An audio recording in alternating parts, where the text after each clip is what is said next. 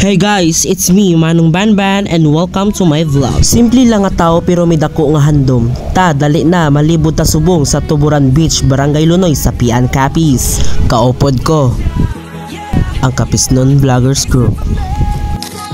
Kadtuan ta, ang malaburakay nga dagat. White sand kag malakristal nga tubig diri sa Pian Capiz.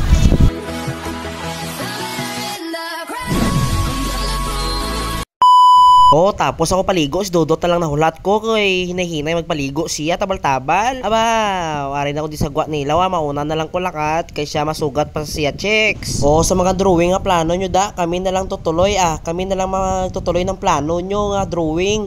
Kami na lang magkakamping para sa inyo. Kag syempre fast forward mo, ari na kami sa sapian, kaya kuwen ako ng video-video kay init-init kaayo.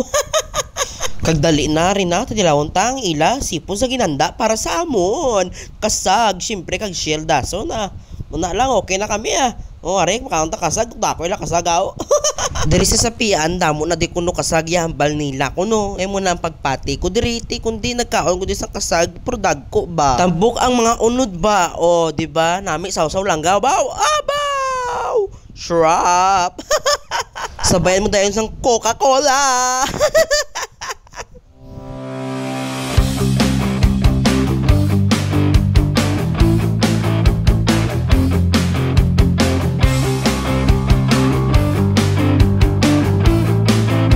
Hay kamo, sano pa na maday ninyo nga plano? Dugay-dugay na nakag. Kisabi, kinanglan mo manabi nga magpaliwaliwa sa mga malayo nga lugar kag magpanginangin sa luyos sang dagat. So arita subong sa sapian sa Tuburan Beach. Alright. Sa Tuburan Beach to.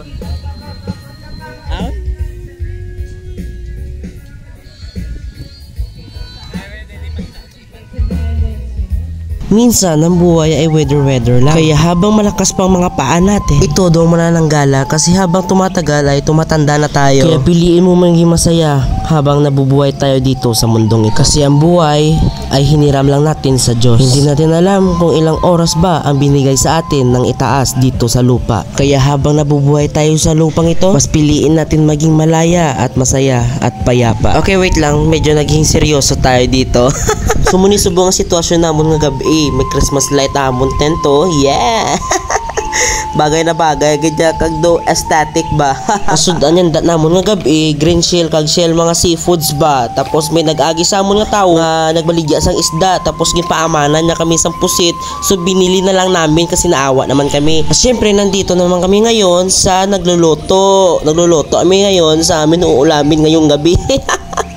At ito, nag-iihaw na kami dito, no?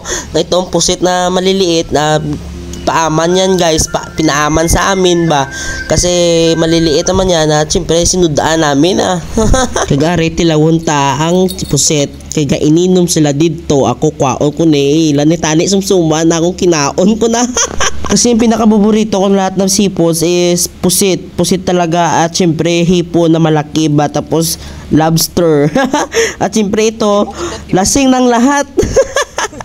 Lasing na sila. Nagkakasiyahan kami dito magbabarkada na mga vloggers. Hindi ko na binidyohan mga karatantaduhan na ginagawa namin dito. Kaya fast forward tayo, umaga na.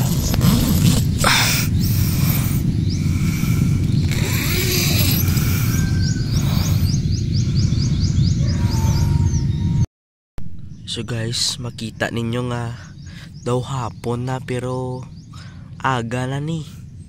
Maganda talaga yung gising ko kasi habang lumalabas yung araw. Kasi every sunrise is a promise of new beginnings. Believe in yourself and your potential to achieve the great things. Wow, nag-English ang hapak.